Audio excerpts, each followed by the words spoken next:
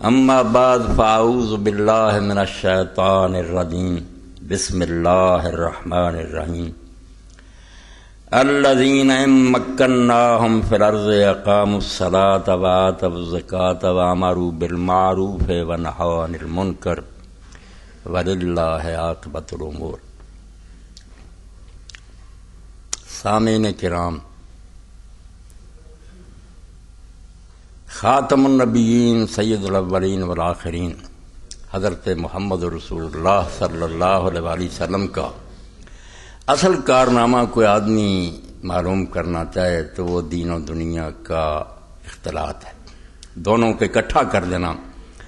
یہ وہ کام ہے تاریخ آدم میں جو اس سے پہلے بھی نہیں ہوا اور تھوڑی دیر بعد ہی مسلمان بھی اس کو چھوڑ بیٹھے کہ دین اور دنیا کو حضور نے اکٹھا کیا۔ از کلید دین در دنیا کشاد۔ پہلے ایسے گروہ موجود تھے جو اللہ کو راضی کرنے کے لیے جنگلوں میں چلے جاتے یا خانقاہوں میں بیٹھ جاتے، دنیا سے لا تعلق ہو جاتے۔ کچھ وہ تھے جو حکومت کرتے، منڈیوں میں خرید و فروخت کرتے، بال بچوں میں رہتے، مگر وہ دین سے لاپرواہ ہوتے۔ اللہ کے رسول علیہ السلام نے یہ ایک عجیب اور بالکل نادر کام کر کے دکھایا کہ دنیا میں پوری طرح منہمک ہو جاؤ، پوری طرح اس میں مصروف ہو جاؤ، مگر اللہ کو نہ بھولو۔ از کلید دین در دنیا کشاد، دین کی چابی سے حضور نے دنیا کے دروازے کھولے۔ ہم چوب بتنے میں گیتی نژاد، کائنات نے آپ جیسا کوئی نہیں جنا، جو کام آپ نے کیا نہیں کوئی کر سکا۔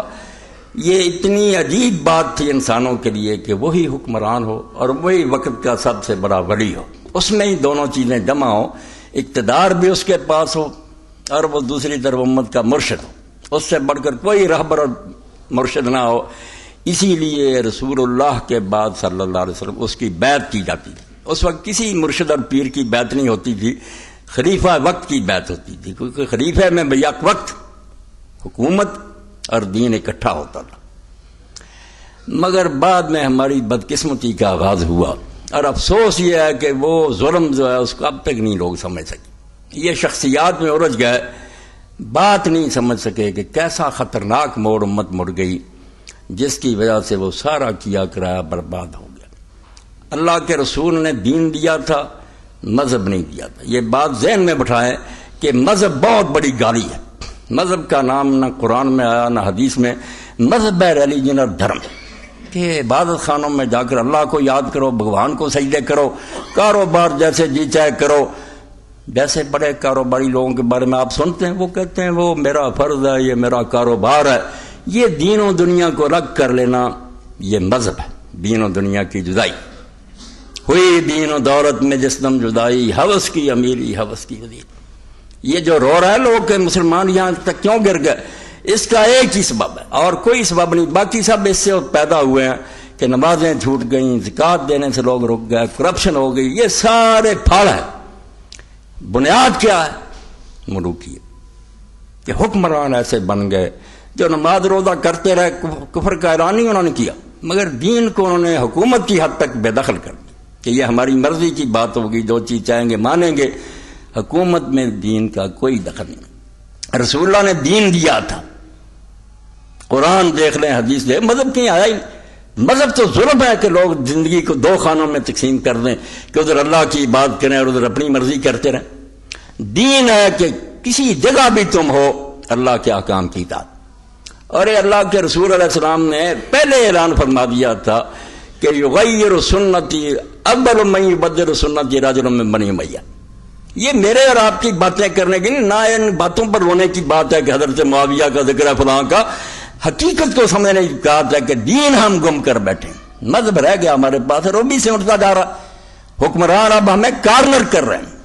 کل اگر آپ نے اخبارات دیکھیں اور عرفان صدیقی کا کالم پڑھا تو اب اس کے بعد تو قیامت آنے میں کوئی کمی نہیں رہی کہ وہ ادارہ جو جنرل ضیاء الحق مرحوم نے اس لیے بنایا تھا اور پوری دنیا سے علماء وہاں جمع کیے کہ بچوں اور بچیوں کو دین سکھایا جائے، اسلامی یونیورسٹی، اس میں اب ایک عورت کو یورپ سے درآمد کیا ہے جو برائے نام مسلمان ہے، مگر اس نے تنظیم بنائی ہوئی ہم جنسی کی کہ مرد مرد سے کرے، عورت عورت سے کرے، باقاعدہ تنظیم ہے، لٹریچر، اور آتے ہی اس نے بچے بچیوں کو یہی سبق دینا شروع کر۔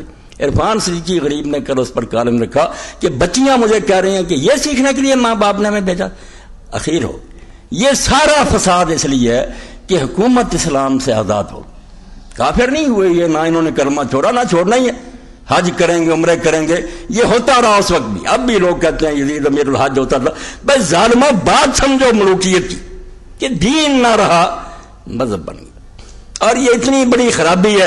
اسی کے نتیجہ میں ملائیت پیدا ہوئی، اسی کے نتیجہ میں پیر پیدا ہوئے، اسی کے نتیجہ میں جاگیردار سرمایہ دار جتنے بے ایمان پیدا ہوئے. جب دین سے یہ شعبہ آزاد ہو گیا کہ دنیا الگ ہے دین الگ، یہ اعجاز ہے ایک صحرا نشین کا کہ ہوں بشیری آئینہ دار نذیر. یہی تو معجزہ تھا نبیوں میں کا کہ وہی شخص دنیا کو دین پڑھا رہا تھا تبلیغ کا بڑا مبلغ، اور وہی نذیر ہوتا تھا. اس کے ہاتھ میں تلوار ہوتی تھی کہ اگر نہیں دین پر عمل کرو گے تو یہ نتیجہ ہوگا. اقتدار اور دین جب اکٹھے تھے، وہ تھا وہ نظام جو اللہ کے رسول نے دیا تھا، اس کو کہتے ہیں دین.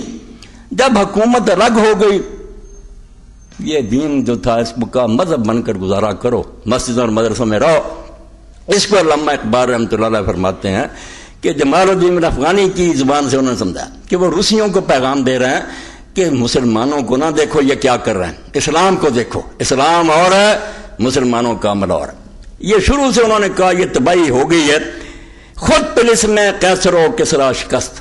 اس مسلمان نے ہی پہلے کیسر اور کسرا کا جو طلسم تھا اس کو توڑا، تخت توڑ دیے کہ دنیا میں کوئی کیسر نہیں ہوگا، کوئی کسرا نہیں ہوگا، سب خدا کے غلام ہیں، اللہ کی بندگی کرو.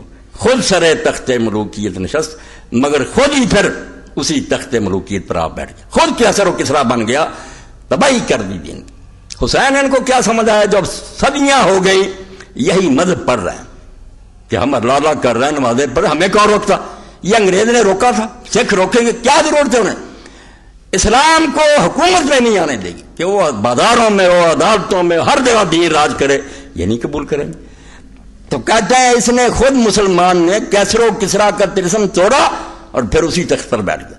اور جو اللہ کے رسول علیہ السلام نے فرمایا تھا کہ سب سے پہلے میری سنت کو بنو امیہ کا ایک آدمی بدلے، اور وہ امیر معاویہ جنہوں نے اس سنت کو بدل دیا. یزید کو نہ روئیں آپ، جس دن یہ تخت پر بیٹھے اس دن سے بدقسمتی سے دور شروع ہو گیا جس کو اللہ کے رسول نے فرمایا کہ میرے بعد 30 سال خلافت راشدہ ہے، پھر ملک عزوز ہے. ظالم بادشاہ کا آغاز حضرت معاویہ سے. اب اس پر روتے رہنا وہ بڑے ہیں فلاں، کیا ہے اس میں؟ اللہ کا رسول کہتا ہے کہ فاطمہ بنت محمد نے چوری کی ہوتی نہ اس کا ہاتھ کاٹ دیتا.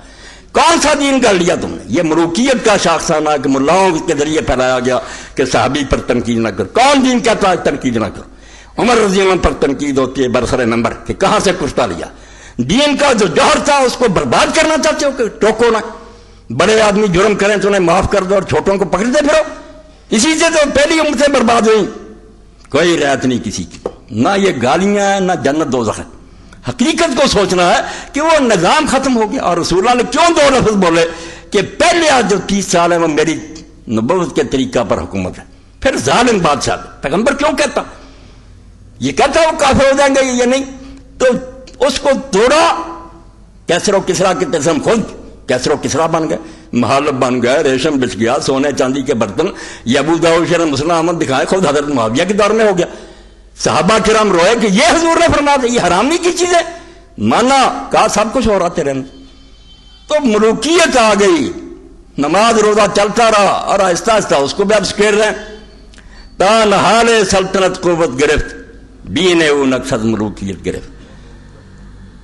وہ کہہ رہے ہیں جمال الدین افغانی کہ روسیوں تم مسلمانوں کو دیکھ کر دین سے نہ بدل ہونا. ہم خود کہتے ہیں کہ جب حکومت کا پودا مضبوط ہوا، جب مسلمانوں کی حکومت پھیل گئی، بیڑا غرق ہو گیا کہ حکومت کا دائرہ وسیع ہو گیا. دین او نقصد ملوکیت گرفت، مگر رنگ روغن جو تھا وہ ملوکیت کا اختیار کیا. اور یہی ہے کہ جرمنی عالم نے کہا استنبول میں کہ حضرت معاویہ کی تصویر کہاں ملتی ہے؟ کافر نے. انہوں نے کہا کیا دلچسپی؟ کہنے لگے ان کے مجسمے بنا کر سویڈن میں، ناروے میں، بیلجیم میں، انگلینڈ میں، ہر ملک میں ہم اپنے چوکوں میں لگائیں گے. اس کا تو احسان ہی بڑا ہم پر. تو اہل حدیث عالم نے کہا علامہ رشید کیا احسان؟ اس نے کہا اگر ابو بکر عمر کا زمانہ دیکھ لیتے لوگ، یہاں سب اسلام کے جھنڈے ہوتے، یہ ملک بچتے ہی نہ، عیسائیوں کے نہ رہتے ہی. مگر جب انہوں نے دیکھا کہ صرف نام بدلتے ہیں یہ لوگ، نظام تو وہی ہے. کچھ امیر ہیں، محلوں میں رہ رہے ہیں، کچھ غریب ہیں، دھکے کھا رہے ہیں، کیا فائدہ ہے اس کو قبول کرنے کا؟ یہ ملک بچ گئے. خدا کے لیے دین کو دین سمجھنے کی کوشش کریں. اور 4-5 عالم اس دور کے جنہوں نے روئے کہ دین سمجھو یار، اس کو پھیلانے کی کوشش کرو. دین حجروں میں پڑھنے کی باتیں کہ جامعہ سلفیہ بند ہے اور یہ فلاں بند ہے، بس مولوی تیار کر دو مسجدوں میں بیٹھ جائیں. یہ حکومت کرنے کے لیے آیا، صرف ممبروں پر نہ بیان ہو، عدالت میں ججوں کے سامنے قرآن و سنت پڑھا اور ایک فیصلہ بھی اس کے خلاف نہ ہو سکے. پارلیمنٹ کوئی قانون منظور نہ کرے، صدر مملکت کی مجال نہیں کوئی آرڈیننس جاری کرے، وہ خدا حکومت کرے. 4-5 عالم میں حوالہ دوں گا اگرچہ وہ ماتوب ہے. بدقسمتی کہ یہ ملا جو ملوکیت کے ایجنٹ ہیں نا، انہوں نے ان کو بدنام کیا. اس دور میں صرف 4-5 کام کے بندے پیدا ہوئے ہیں جنہوں نے لوگوں کو جگایا، اور جہاں جہاں کوئی تبدیلی آ رہی ہے یا کوئی دین کے لیے جان دے رہا، ان کا ہی پروردہ، ان کے زیر اثر ہے. سید ابو الاعلیٰ مودودی ہیں. ابھی بچہ سنا رہا تھا کہ ایک عالم دین نے ان کو کہا، میں نے کہا آپ نے بتایا تھا کہ خلافت ملوکیت میں صحابہ کو بہت برا کہا گیا ہے، میں نے آپ سے کیا کر منگوائی ہے. یہ بچہ بالکل بے خبر تھا، لا کر دی پڑھی، یہ لے گیا سرخ پینسل کہ مولانا پڑھو اور بتاؤ اس میں کیا خرابی. کہنے لگے نہیں، ہم سے تو مولانا خان صاحب نے قسم لے لی تھی قرآن پر کہ مودودی کوئی کتاب نہیں پڑھنی. بتاؤ جو کتاب پڑھتے ہی نہیں ان ظالموں کو کیا حق ہے فیصلے کرنے کا کہ توہین کی گئی ہے. غضب خدا کا کہ پڑھنا ہی نہیں اور اپنی طرف سے فیصلے سنانے. اور مصر میں تھا سید قطب شہید رحمۃ اللہ علیہ، جس نے جان دے دی مگر کوئی قبول نہیں کیا. اس آخر وقت اس کی بہن کو علماء نے اور حکومت میں مجبور کر کے بھیجا، حالانکہ وہ بھی نہیں چاہتی تھی کہ بھائی کو بچائیں، وہ تو شہید ہونا پسند کرتی. مگر جب گئی تو قطب جو تھے رو پڑے، انہوں نے کہا بہن تو بھی آ گئی، شہادت نصیب ہو رہا، تو مجھے بچانے کے لیے آ گئی. اس نے بھائی کہا اگر لوگ مجبور نہ کرتے میں نہ آتا. اس بندے کو بدنام کر رہے ہیں، جاؤ اس کی اعلیٰ عدالت الاجتماعیہ پھر اسلام پڑھو، تمہیں پتہ لگے کہ اسلام کیا تھا اور کیا بن گیا. خدا کے لیے یہ مدرسے جانا، یہ یا دین پڑھائیں یا مذہب کی کوئی ضرورت نہیں. نماز روزے جانا یہ ہوتے رہیں گے، یہ بھی ختم ہو جائیں، کچھ نہیں بگڑ. دین قائم کرو کہ جہاں ہر شخص جو ہے وہ انشورڈ ہو، کسی کو انشورنس کی ضرورت نہ پڑے. اگر امیر ہو تو بیت المال کو پریمیم دو، حصہ دو، زکوٰۃ اور عشر. غریب ہو جاؤ گے تمہیں کیا فکر کہ کل کیا بنے گا، تمہارے قرضے بیت المال اتارے گا، تمہاری بچیاں پڑھائے گا. کیا اسلامی حکومت میں کسی کو پریشان ہونے کی بات؟ اس کو قائم کرو. خدا کے بندو، دین. سید قطب اور پھر تھے علامہ اقبال رحمۃ اللہ علیہ. 3-4 بندے جنہوں نے دین کو دین کی حیثیت سے پیش کیا. ورنہ ہم پڑھ رہے ہیں، انگریز آ گئے، دوسرے آ گئے، نمازیں پڑھو، تبلیغیں کرو. کسی کے ذہن میں وہ بات نہیں کہ یہ مذہب ہے. دین کے تصور سے خالی ہو کر تو مذہب کی باتیں کرتے، پوجا پاٹ کی کہ چند اخلاقیات اپنا رہو، پوجا پاٹ کرو. لعنت ہے جو ایسے مذہب پر دین ان کو مٹانے کے لیے آیا، وہ دین نافذ کرنا چاہتا جس میں ہر شعبہ زندگی خدا کے دین کے تحت. تو فرماتے ہیں کہ سلطنت بڑھ گئی. لوگ کہتے ہیں علاقے فتح کے، وہ کہتے ہیں بیڑا تو غرق ہو گیا. علاقے آتے رہے مگر رنگ حکومت کا کیا رہا؟ دین وہ نقشد ملوکیت گرفت. حکومت نے نقش و رنگ جو تھا وہ ملوکیت کا اختیار کر لیا. از ملوکیت نگاہ گردد دیگر، عقل و ہوش اور رسم و راہ گردد دیگر. یہ کوئی تھوڑا سا فرق ہے؟ خلیفہ پھٹے کپڑے پہنتا، رات غریبوں کی خبر لینے کی پھرتا. ملک جو ہے وہ اپنا عیش کرتا ہے، چند خوشامدی لوگوں کو بیت المال سے لٹا کر اپنا خوشامدی بنا لیتا، غریب مرتے رہتے. زمین و آسمان کا فرق ہو جاتا ہے کہ یہ ملک ہے، یہ خلیفہ. تو آج میں بجائے اپنی طرف سے کچھ کہنے کہ میں مناسب سمجھتا ہوں کہ ملوکیت پر پروفیسر یوسف سلیم چشتی مرحوم نے جو لکھا، علامہ اقبال کی کتاب ارمغان حجاز کی شرح کرتے ہوئے اس میں سے کچھ ایک بات پڑھو، وہی میرا خطبہ ہوگا. جیسے اچھے انداز میں اس نے میری بات کی ترجمانی کی، میں مناسب سمجھوں کہ میں بات نہ کروں. یوسف سلیم چشتی صاحب بولے کہ ملوکیت کیا تھی اور اس سے کیا بیڑا غرق ہوا. یہ جتنے مسائل تمہارے اندر اٹھے ہیں بیسے ہوئی ہیں کہ تقدیر کیا ہے اور انسان مجبور ہے، یا ساری حضرت معاویہ یزید کی شرارت. کوئی مسئلہ نہیں تھا دین میں، لوگ تقدیر بھی جانتے تھے اور تلواریں اٹھائی ہوئی تھی، جہاد کرتے تھے. کون مانتا تھا کہ تقدیر ہے اس لیے آرام سے بیٹھ جاؤ؟ انہوں نے بٹھایا. حضرت حسین رضی اللہ عنہ کو شہید کیا، مدینہ تو رسول کو برباد کیا، بیت اللہ جلا دیا. جب قیامت آئی مسلمانوں میں کہ کیا کر رہے ہو؟ مسلمان کہلا کر اب کوئی شے رہ گی جس کا تم احترام کرو گے؟ صحیح مسلم میں اٹھا لو، یزیدی لشکر نے بیت اللہ شریف جلا دیا، 3 دن مدینہ منورہ برباد کیا، مہاجر انصار قتل کر دیے سارے لوگوں کا. بولو جس نے بولنا، اور خاندان رسالت تباہ کر. تو یہ مسئلہ بنا دیا کہ نہیں ایسا ہی لکھا تھا، ان بیچاروں کا کیا قصور ہے، خدا نے ایسے ہی لکھ رکھا. اس پر امام حسن بصری نے کہا کہ قذب آداب، یہ خدا کے دشمن جھوٹ بولتے ہیں. اپنے جرم خدا کے منہ پر ملنا چاہتے ہیں. وہاں سے یہ بحث چل پڑی جبر و قدر دی. یہ سیاست نے چلائی ہے، ورنہ کوئی مسئلہ نہیں. تقدیر اللہ کے پاس ہے، کیا کیا نہیں ہماری ذمہ داری نہیں. ہم نے یہ پتہ کرنے چاہیں کیا لکھا، ہمیں جو حکم دیا گیا ہم وہ کریں گے. تقدیر جو ہوتی رہے. کہاں تقدیر کہتی ہے کہ لوگ ہاتھ پیر توڑ کر بیٹھ، انہوں نے بٹھایا کہ لوگ خاموش ہو جائے، چپ ہو جائے. اس لیے پروفیسر صاحب کا پڑھوں، وہ کہتے ہیں کہ سارے جرموں کی اگر ابتدا تم معلوم کرو نا تو اس سے ہی پتہ چل جائے گا کہ ساری بربادی جو ہے اسی سے مرلائیت کی بھی تردید کی. یہ 84 سے بات. دوسری بات یہ ہے اسلام میں خلافت کا دور صرف 30 سال تک رہا. 41 ہجری میں خلافت کی جگہ ملوکیت قائم ہو گئی، یعنی عمرانی نظام کی حیثیت سے اسلام ہمیشہ کے لیے فنا ہو گیا. وہ دین جو تھا نا کہ زندگی کے کاروبار میں ختم، رخصت کر دیا اس کو. ہاں مذہب کی حیثیت سے ضرور باقی رہ گیا. یہ جو جانتے ہو ان سے پوچھو تم اللہ کیا جانتے ہو. لوگوں کی روٹیوں پر پڑے اور گزارے کرتے اور تبلیغیں کرتے ہو دین کی. تمہیں پتہ ہی نہیں دین کیا ہے. دین اسی دن ذبح ہو گیا تھا جس دن معاویہ امت کے سربراہ بنے تھے. جاؤ جا کے حسن بصری رحمۃ اللہ علیہ سے پوچھو. فرماتے ہیں اس سے بڑا فتنہ کیا ہوگا کہ صحابہ موجود ہیں، انصار اور مہاجرین، عشرہ مبشرہ موجود ہیں، ان کے ہوتے تلوار کے زور سے حکومت پر آ گیا. ایک دن لوگوں نے ووٹ نہیں دیا، نہ کوئی بیعت کی، زبردستی حکومت پر قبضہ کر رہی اور اس کو دفاع کرتے ہو. تم خدا کا خوف کرو. یہ کسی کی بات نہیں کہ فلاں تھا فلاں تھا. اسلام کا رونا. اسلام دین کی حیثیت سے فنا ہو گیا. ہاں مذہب کی حیثیت سے ضرور باقی رہ گیا، یعنی روح تو 41 ہجری میں نکل گئی لیکن لاشا بے جان ابھی تک موجود ہے، جسے بعض مسلمان ممالک نے سینہ سے لگا رکھا اور بعض ممالک سینہ سے لگانے کی کوشش کر رہے ہیں کہ تھوڑا سا بناوٹی سا اسلام جاری کر دو، مدرسوں کی امداد کر دو، حج کر لو، یہ سونے کا دروازہ داتا دربار چڑھا دو لوگوں کو بیوقوف بنانے کے لیے. یہ میلاد النبی کی محفلیں ہو رہی ہیں. حکومت تو بڑی مومن ہے.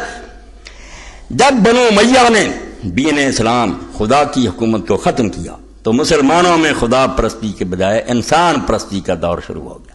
اور زیادہ زمانہ نہیں گزرا، چند سال بعد کہ خلیفہ بنا یزید بن عبد الملک، آ گئے ملا 40 جبے پہنے ہوئے، سروں پر ابائیں کبائیں، اور کہنے لگے امیر المومنین اللہ کے رسول علیہ السلام نے فرمایا یہ ملوکیت کا نتیجہ دیکھیں، خوشامد شروع ہو جاتی ہے.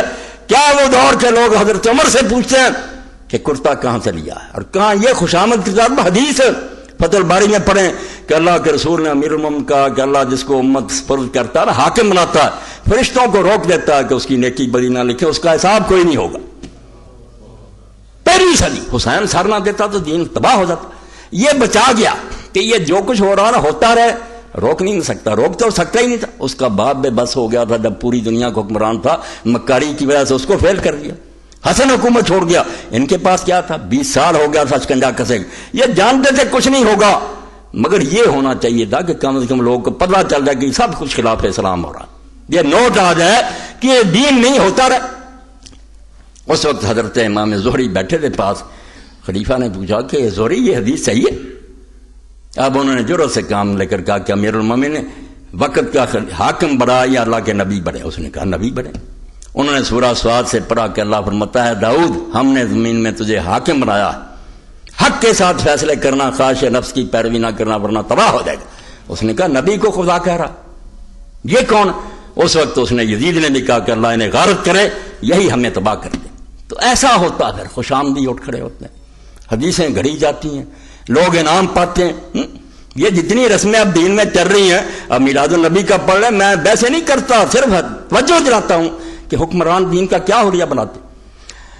بریلوی حضرات ہیں، دیوبندی ہیں، اہل حدیث ہیں، شیعہ، سب جانتے ہیں کہ 604 ہجری تک دنیا میں میلاد النبی کے نام پر کچھ نہیں ہوتا تھا. کہیں نہ کوئی محفل ہوتی تھی، نہ کوئی دن مناتا تھا، نہ کسی کو یہ پتا تھا.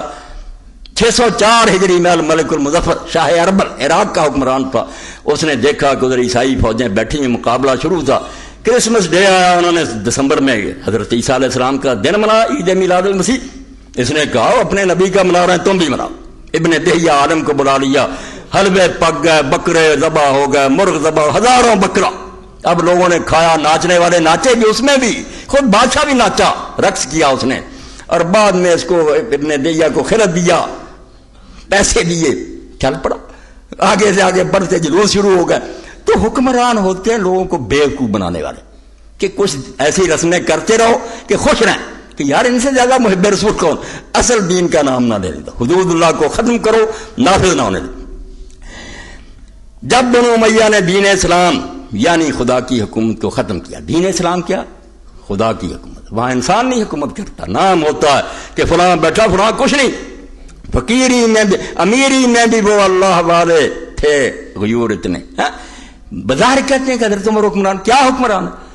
جمعے کے خطبے میں دیر سے آتے ہیں، لوگ کہتے ہیں میرے آپ نے پریشان کیا، اور خدا کے لیے ملوکیت اور خلافت کا فرق سمجھیں، چھوڑیں یزید حسین کو، شخصیتوں کی بات نہیں، دین کے سبق پڑھیں کہ اللہ کے رسول نے جہاں نماز روزے کے وہاں باب نہیں ہے، باب الاحکام بخاری میں وہاں باب نہیں، قضا کے حدود کے نہیں ہے، جنگوں کے نہیں ہے، یہ دین ان کے لیے آیا جو حجروں میں بیٹھے ہیں۔ دین خود ہی بتاتا اپنے بیان سے قرآن حدیث کی، یہ ان کا کام ہے، جن کے پاس حکومت ہے، جنگیں کر رہے ہیں، خراج وصول کر رہے ہیں، پوری دنیا کو للکار رہے ہیں، یہ کمزوروں اور بے بسوں کا دین ہے۔ تو حضرت عمر رضی اللہ عنہ سے لوگ کہتے ہیں آپ نے تنگ کیا ہمیں، اتنی دیر ہو گئی خطبہ کری نہیں آئے۔ آپ نے فرمایا اگر اس کے سوا کوئی اور کرتا ہوتا نا، وہ میں دھونے کے لیے دے آتا، دوسرا پہن کر آ جاتا، مگر خدا گواہ یہی کرتا تھا، اس کو خشک ہوتے دیر لگی، اور اس پر بھی لوگوں نے دیکھا تو 8 سے زیادہ پیوند تھے۔ یہ ہے خلافت، اس کو کہتے ہیں اللہ کی حکومت۔ مگر جب بندوں کی حکومت آ گئی، مسلم جام اٹھائیں، حضرت مقدام بن ابی مادی بن کرم نے کہا معاویہ قسم اٹھا کر دکھا، اللہ کے رسول نے ریشم نہیں حرام کیا، سونے چاندی کے برتن نہیں حرام کیے، درندوں کی کھالیں بچھا کر ان پر بیٹھنا متکبر لوگوں کی طرح چیتوں اور شر حرام نہیں۔ اور ماں نے بعد فرمایا آپ قسم کھا کر بتا کہ یہ سارے کام تیرے گھر میں ہو رہا کہ نہیں؟ ابو داؤد شریف اور مسلم، نقشہ ہی بدل گیا، نام رہ گیا مذہب کا، دین ختم۔ تو مسلمانوں میں خدا پرستی کے بجائے انسان پرستی کا دور شروع، میں سن رہا ہوں، ویسے کہتے ہیں کوئی نہیں چھوڑو جی مسئلہ، اب سلسلہ شروع ہے، ہر مسجد میں ہو رہا پروگرام، حضرت سیدنا یزید رحمۃ اللہ علیہ آ رہی اطلاعیں، حسین کی باری آئے، چھوڑو جی ہم نے کیا لیا، یزید کی وکالت کرنا فرض ہے، یہ آپ کے ذمہ لگا ہے، یہ اسی لیے آپ پہلے حدیث اور دیوبندی ہیں، خدا سے ڈر جاؤ، وہ جنت کے جوانوں کا سردار اور اس کے مقابلے میں تم ایسے آدمی کو جس کو ہر دیوبندی اور ہر اہل حدیث نے جو آج تک پیدا ہوا شقی اور پلید لکھا، اس کا دفاع کرتے ہو۔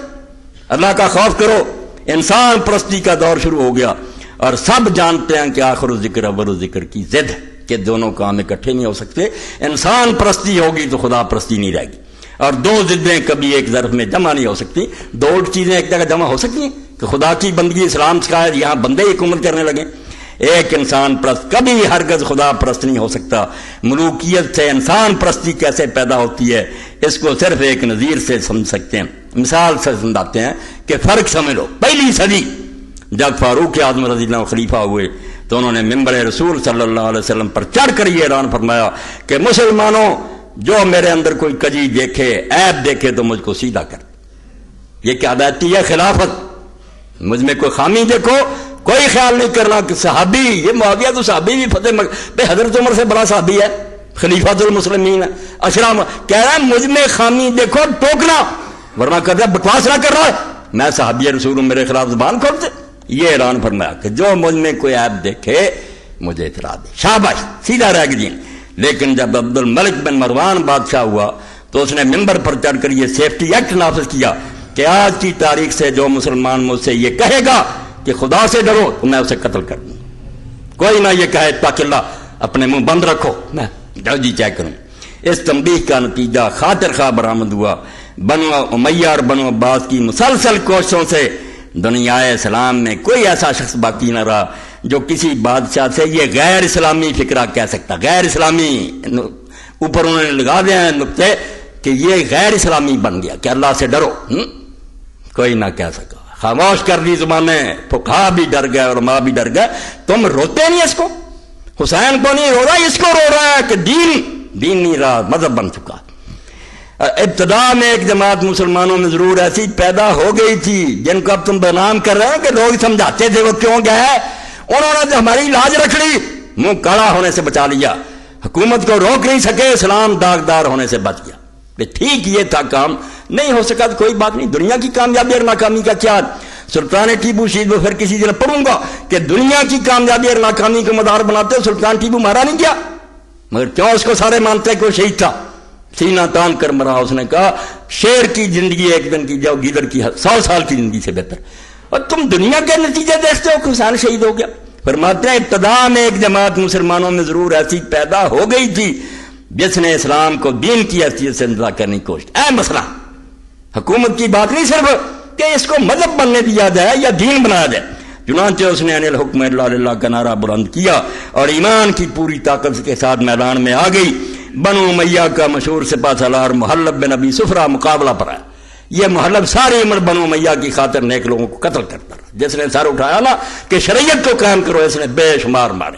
ایک حسین رضی اللہ نہیں آئیں گے, ہر شہر میں 11 لوگوں کو مارا, لیکن پوری سلطنت کی پشت پرائی کے باوجود ان دیوانوں کو شکست نہ دے سکا. وہ عباسیوں کے دور میں چلتے رہے, مگر بدقسمتی سے خود اس مٹھی پر جماعت میں افتراق پیدا ہو گیا اور اسی وجہ سے انجام کار سرفروشوں کی اس جماعت کا خاتمہ ہو گیا. ہارون الرشید عباسی کے کارناموں سے سب سے زیادہ شاندار کارنامہ یہی ہے کہ اس نے اس جماعت کے آخری نام لیواؤں کو صفحہ ہستی سے مٹا دیا, جو یہ کہتی تھی کہ حکومت صرف اللہ کا حق ہے. مٹا دی کہ نہیں, اللہ کا حق نہیں, یہ بندوں کا. اس لیے مہدی کے فرزند کو مسلمانوں پر حکمرانی کا کوئی حق نہیں. وہ کہتے تھے یہ مہدی کا بیٹا ہارون الرشید کوئی حکومت نہیں کر سکتا, قرآن راج کرے گا. یہ مسلمانوں کا حق ہے کہ جس کو چاہیں خلیفہ یا امیر منتخب کر لیں. دیکھا اپنے ملوکیت کی اس کرشمہ سازی کو کہ ہارون اور اس کے پیشراؤں نے حکومت الہیہ کے دائیوں کو تلوار کے گھاٹ اتار دیا, لیکن کسی ملا یا پیر نے عبد الملک اموی یا ہارون عباسی سے یہ نہیں کہا کہ جناب وہ لوگ ٹھیک کہتے ہیں. یہ حلوے کھاتے رہے, حجروں میں بیٹھے رہے, ان کو جاگیریں بھی دیں, یہ دین کا بیڑا غرق کرتے رہے. فقہ کی کتابوں میں یہاں تک لکھ دیا. اب بڑے بڑے علماء سے میری بات ہوئی, ولی سے مر گئے. میں نے پوچھا کیوں ہدایہ میں لکھ دیا کہ خلیفہ وقت حدود اللہ پامال کرے, شراب پیے, زنا کرے, اس پر حد جاری نہیں ہو سکتی. کیوں لکھا؟ دین میں رہا تھا کہ وہ کرتا رہا, اس کو سزا نہ دیجیے. کہنے لگے نہیں اس کا مطلب نہیں, ملوکیت کا دور تھا, دے نہیں سکتے تھے. ان کا مطلب یہ ہے کہ دینی چاہیے. میں نے کہا یہ جعلی آپ نے مطلب کیا, مگر ساتھ ہی پڑھ لیں. وہ کہتے ہیں کہ اگر قصاص کا معاملہ آ جائے کہ اس نے کسی آدمی کو قتل کیا ہو تو پھر اس کو قتل کیا جائے. میں نے کہا قتل ہونا منظور کر لے گا, وہ کون پیدا ہوگا جو اس کو قتل کر سکتا؟ مولانا کو جواب کوئی نہیں ہے. میں نے کہا یہ نہیں, ویسے اس کو رابطہ دے دیا کہ جو اللہ کی حدود ہے نا, شراب پینا, نماز چھوڑنا, زنا وغیرہ کرنا, یہ اس پر آپ کو کوئی سزا نہیں ملے. یا ہدایہ میں دیکھ, یہ ہو دار جس کا کہہ رہا ہے کوئی ملا پیر نہ بولا کہ کیا کر رہا ہے, اسلام کا مذاق اڑا رہے. اسلام نے حکومت باپ سے بیٹے کو ورثہ میں نہیں مل سکتی. اگر ایسا ہوتا تو فاروق اعظم رضی اللہ تعالیٰ اپنے بیٹے حضرت عبداللہ بن عمر کو نامزد فرما جاتے. بتاؤ فاروق اعظم اور عبداللہ بن عمر اور معاویہ یزید ان کو پلوں میں ڈالو, فاروق اعظم کہاں؟ بیٹا ان کا کون سا ہے؟ صحابی رسول, عابد, زاہد, عالم, ہزاروں حدیثوں کا راوی, متقی. اگر حضرت عمر اس کو بناتے کیا اجرات تھا؟ امت کہتی تھی کہ بنا دو. حضرت عمر رضی اللہ عنہ نے کہا عبداللہ کو بناؤ. کیسے طریقہ سے؟ 2 جواب دیے. پہلے تو کہا کہ بنو عدی جو میرا قبیلہ, ان کے لیے یہی کافی ہے کہ میں ان میں سے حساب دے کر قیامت کو بری ہو جاؤں. اب میں اپنے خاندان کے اور کسی آدمی کو اس میں نہیں پھنسانا چاہتا. یہ تھی خلافت, اللہ کا خوف تھا کہ حساب دینا ہے. ادھر ہے کہ رشوت دو, لاکھ روپے عبد الرحمان بن ابی بکر کو, عبداللہ بن عمر کو. انہوں نے کہا ہم دین بیچے, اٹھاؤ حدیث کی کتاب میں, تاریخوں کی کیا ضرورت ہے؟ جو نہیں مانا ڈنڈے کے زور سے اس کو.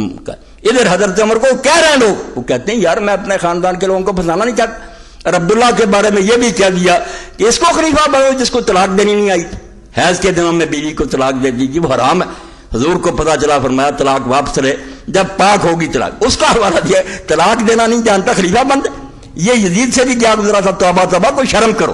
مگر وہ خلیفۃ المسلمین تھے, انہوں نے کہا نہیں بیٹے کو نہیں بناؤں گا. اس لیے آپ تخت و تاج سے دستبردار ہو جائیں اور مسلمانوں کو قرآنی تعلیمات کے مطابق اپنا امیر خود منتخب کرنے کا موقع دیں. اسی لیے اقبال ملا اور پیر دونوں کو ملوکیت کا معاون سمجھیں. دھوکہ نہ کھائیں, ملا پیر ایک ہی ہوتے ہیں, فوج کے ساتھ ہوتے ہیں, مارشل لا کے ساتھ ہوتے ہیں, لوگوں کو دھوکے دینے کے لیے بیان شان دیتے رہتے ہیں, پھر ساتھ ہی چلتے رہتے ہیں, کھاتے رہتے ہیں سب کچھ.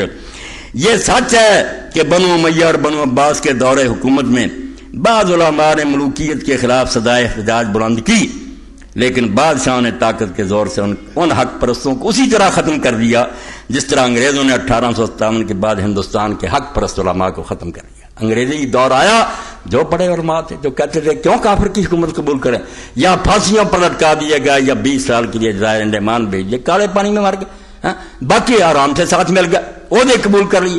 اس دور میں بھی حضرت حسن کی اولاد سے اٹھے عبداللہ المیز کے بیٹے محمد نفس کیا، ابراہیم نفس رضیہ، امام ابو حنیفہ مالک نے ساتھ دیا.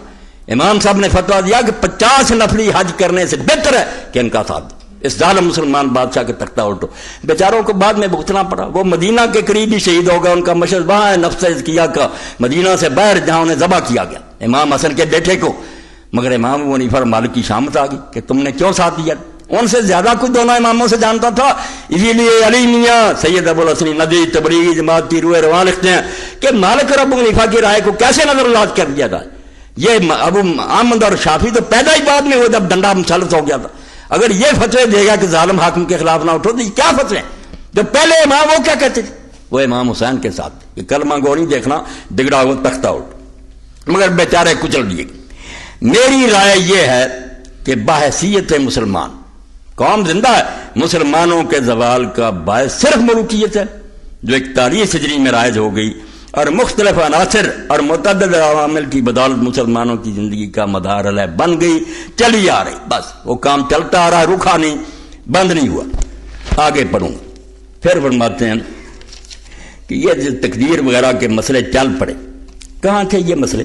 دین کا تھا 220 صفحہ. واضح ہو کہ تقدیر کا یہ غلط مفہوم مسلمانوں میں ملوکیت کی وجہ سے پیدا ہوا. آیتیں پہلے بھی پڑھتے تھے، حدیثیں پڑھتے تھے، بلکہ تقدیر سے مسلمان دلیر تھا کہ جو ہونا ہو کر رہے گا، ڈرنے گھبرانے کی بات. محنت نہیں چھوڑ دی تھی. جیسے اقبال ایک جگہ کہتے ہیں نا، میں نے پیر رومی سے پوچھا. وہ سوال جب اپنے ذہن میں ہے نا، رومی سے مثنوی سے جواب لے دیتے کہ یہ مسئلہ جبر و قدر کیا. انہوں نے کہا اقبال پر کبے کو بھی ملے ہیں، پر باز کو بھی ملے ہیں. کوا ان سے اڑ کر مردار کی طرف گیا، باز ان سے اڑ کر جا کر بادشاہ کے ہاتھ پر بیٹھ گیا. مسئلہ ایک ہی ہے. گئے گزرے مسلمان کاہل ہو گئے کہ جب سب کچھ ہونا ہی ہونا تو بیٹھ جاؤ. مسلمان جو تھے دلیر ہو گئے کہ چھلانگ لگاؤ، آگ میں مرنا تو مر جائیں گے، نہیں مرنا نا کچھ نہیں بنے گا. ان کو تقدیر نے شہباز کی طرح دلیر کیا تھا، ان کو کووں کی طرح سست کر دی. مگر یہ مطلب اس دور میں جاری ہوا. واضح ہو کہ تقدیر کا یہ غلط مفہوم مسلمانوں میں ملوکیت کی وجہ سے پیدا ہوا. جب بنو امیہ نے بندگان خدا کو اپنا غلام بنایا اور قرآن حکیم کے ہر قانون کی بے حرمتی بلکہ خلاف ورزی کو شعار زندگی قرار دیا، تو جن مسلمانوں نے ان کے اس غیر اسلامی طرز عمل کے خلاف صدائے احتجاج بلند کی، ان بادشاہوں نے علماء سو کی وساطت سے یہ نقطہ ان کے دماغ میں جاگزیں کر دیا کہ بنو امیہ بے خطا ہیں، جو کچھ کرتا خدا. مولویوں سے مال لی نا کہ سناؤ کیا کرتے ہو، حکومت کے خلاف اٹھتے ہو. بھائی اللہ کی طرف سے ہوتا اس کی مشیت یہی ہے کہ بنو امیہ ہم پر حکمران ہو. اللہ ہی چاہتا قل اللہم مالک الملک، وہ بادشاہ دیتا. اندازہ کرو وہی قرآن ظالموں کی حمایت میں استعمال ہو گیا. جب کبھی اسی کو پڑھ کر لوگ اٹھتے نا کہ بادشاہ اگر ان کو دیا کیسے ہو، کس طرح اللہ نے دیا، ہم اٹھیں گے ہماری مدد کرے گا، ان سے چھین لیں گے. وہ یہ مانا لیتے تھے. انہوں نے کہا نہیں، جس کو مل گئی ہے وہ فرعون ہے یا نمرود ہے وہی ٹھیک ہے. بے شک اس وقت اسلام پر بہت برا وقت آن پڑا. یہ بھی مولوی کہتے کہ لوگ کہنا یار تم کیا وکالت کر رہے، اتنا ظلم ہو رہا. ساتھ ہی یہ بھی کہتے سنانے کے لیے بے شک اس وقت اسلام پر بہت برا وقت آن پڑا ہے، لیکن ہم کیا کر سکتے ہیں، انسان تو مجبور ہے. اس میں بھی خدا کی کوئی مسلط ہوگی کہ اس نے ان ظالموں کو ہم پر مسلط کر. جیسے آج کل ہمارے بہت سے دینی بھائی وہ کہتے ہیں حضور نے فرمایا جیسے تم ہو گئے ویسے حاکم ہو گئے. ہمیں سلانے کے لیے حضور کا نام استعمال ہو رہا کہ حکمرانوں کو کوئی برا کہتے نا، نہیں جیسے تم ہو گئے ویسے. بھئی ان کا قصور نہیں، جیسے ہم سے ویسے. بالکل جھوٹ بول رہے. یہ حضور نے بالکل نہیں فرمایا، جھوٹی بات ہے. مومنوں پر بھی کبھی ظالم مسلط ہو جاتے ہیں. اس میں بھی خدا کی کوئی مسلط ہوگی کہ اس نے ان ظالموں کو ہم پر مسلط کر دیا. غرض کے ان سلاطین نے مختلف طریقوں سے یہ غلط خیالات مسلمانوں کے دماغوں میں جاگزیں کر دیے. چل رہے ہیں. اب بھی سوال تقدیر کا ہی ہوتا رہتا کہ جو کچھ ہو رہا سب مشیت عزی کے مطابق ہو رہا. اس لیے اصلاح حال کی کوشش بیکار ہی نہیں ہے، بلکہ غیر اسلامی اور قرآنی تعلیمات کے خلاف بھی ہے. نہیں کوشش کرنی چاہیے. بھائی تم اللہ سے ٹکر رہتے ہو. شاید اللہ ہمیں بنو امیہ کے واسطے سے سزا دے رہا ہے، شاید اسی میں ہمارے لیے کوئی بڑائی مضمر ہو.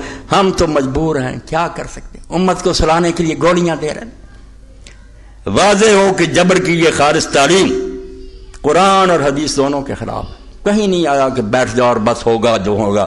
اللہ اور رسول صلی اللہ علیہ وسلم نے دونوں نے ہمیں عمل صالح بجا لانے کا حکم دیا، تقدیر پر بیٹھنے کا حکم دیا. اور اب بعد میں لکھتے ہیں مروکیہ ہے یہ ایک گروہ جن کے دربار بنے ہوئے ہیں، توبہ توبہ، حق کہنے سے اب میری زبان کاٹ دی جائے، روضے بنے ہوئے ہیں، گنبد بنے ہوئے ہیں، اولیاء ہیں، صوفیاء ہیں، کیا اب بھی تصوف کونسل بناتی کہ صوفیاء کا کلام پھیلاؤ؟ صوفی کیا کرتے تھے کہ لوگوں کو بھنگ پھیلاؤ، سلا دو ان کو کہ بھائی اللہ اللہ کرو، آؤ ہم سے ورد وظیفے سیکھو، یہ 10,000 مرتبہ پڑھنا، اب 10,000 مرتبہ پڑھتے پڑھتے دن ختم ہو جائے گا، وہ کب خبر لے گا کہ حکومت کیا کر رہی، دنیا میں کیا ہو رہا، حجرے میں بیٹھا من کے پھیر رہا۔ ملوکیت اور ملائیت کے علاوہ تیسری صدی ہجری میں غیر اسلامی تصوف بھی مختلف راستوں سے مسلمانوں کی سوسائٹی میں داخل ہو رہا۔ آپ حیران ہوں گے، سارا قرآن کھنگال جائیں، سارا حدیث کا ذخیرہ، جیسے مذہب نہیں نہ ملے گا تصوف اور صوفی نہیں ملے گا، اور لفظ صالح ہوں گے، مومن متقی صالح، صوفی نہیں آئے گا، تصوف نہیں آئے گا، یہ اسلام کا لفظ ہی نہیں، بالکل دین میں خام خواہ پودا لگا دیا گیا تصوف۔ اور پہلا صوفی بھی آپ حیران ہوں گے ابو ہاشم بنی امیہ میں سے تھا، اور پہلی خانقاہ جو تھانوی صاحب رحمۃ اللہ علیہ فرمایا رمضان نے کہا فلسطین میں انہوں نے بنائی، خانقاہوں میں گھس گئے۔ فقیرہ چوں بمسجد سب کشیرت، خدا کے لیے ان خطبوں کو حسینی دین کی بات سن کر نہ سنائیں، اللہ کے واسطے محرم میں مجھ سے یہ دین کا جو ہے نا نوحہ سن لیا گیا کہ دین کیا تھا اور کس طرح مذہب بن گیا۔ فقیرہ چوں بمسجد سب کشیرہ، جب فقیر تھے مسلمان مسجد میں صف باندھتے تھے، نماز گرے بان شہنشاہ حاضری، نماز اتنی قوت دیتی تھی انہیں، قرآن سن کر نکلتے تھے کہ اٹھ دو تخت ان کے، وہ جا کر بادشاہوں کے گریبان پکڑ لیتے تھے، تختوں سے اتار کر ادھر پھینک دیے۔ ولے چوں دل میں آنے سینہ افسرد، مسلمانہ بدرگاہ خزیلن، جب دل سینے میں سو گئے مردہ ہو گئے، مسلمان خانقاہوں میں گھس گئے۔ حضر اس فقر و درویشی سے جس نے مسلمان کو سکھا دی سر بدیری، فرماتے ہیں لعنت بھیجے فقیری اور درویشی پر جس نے مسلمانوں کو یہ سکھا دیا کہ جو کافر آ جائے اس کے سامنے سر جھکا دو، اور بدماشوں کے سامنے جھکنا سکھایا، غیرت چھین لی۔ غیر اسلامی تصوف بھی مختلف راستوں سے مسلمانوں کی سوسائٹی میں داخل ہو رہا تھا۔ ہزاروں شامی، انصاری اور لاکھوں ایرانی مجوسی اور ان کے علاوہ سینکڑوں یہودی، اشراقی، مشائی، فلسفی اور مختلف العقائد افراد اسلام میں داخل ہو رہے۔ یہ لوگ رہبانیت اور ترک دنیا کے تصورات اپنے ساتھ لائے، جن مذہبوں سے آئے تھے وہاں یہی تھا کہ پوجا پاٹ اللہ کی کرتے رہو، باقی دندے کرنے دو حکومتوں کو، اور انہوں نے مصر، شام، عراق، خصوصاً کوفہ، بصرہ اور بغداد میں وہی خانقاہی نظام قائم کر دیا جو ان کے مذاہب میں مروج تھا۔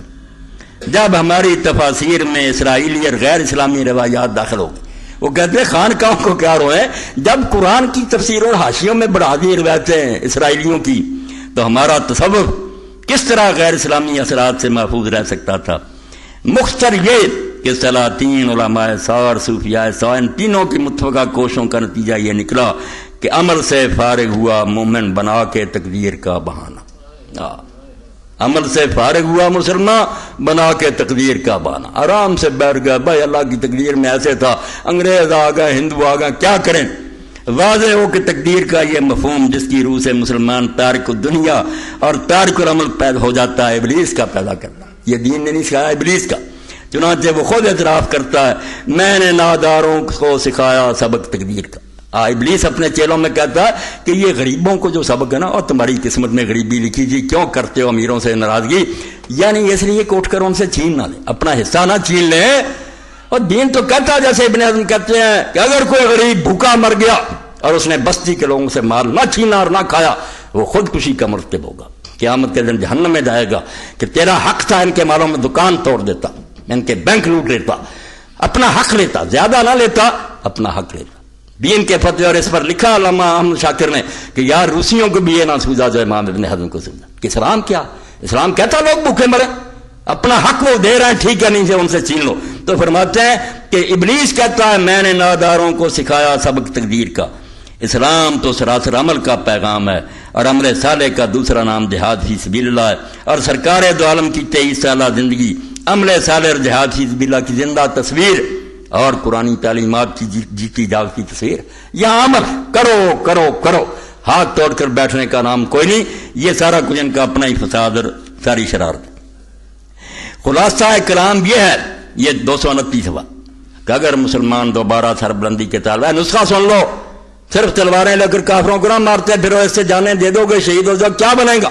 نظام کی تبلیغ کے لیے لمبا منصوبہ چاہیے، خود اپنے ملکوں میں ذہن بدلو، لوگوں کو سید قطب اور مودودی اور اقبال پڑھاؤ تاکہ لوگوں کو پتہ چلے کہ غلبہ اسلام کے لیے کیسے کوشش کرنی. پہلے خود تو مسلمان بنو, اس کے لیے تمہارے اندر جذبہ پیدا, پھر یہ کوششیں ہوگی.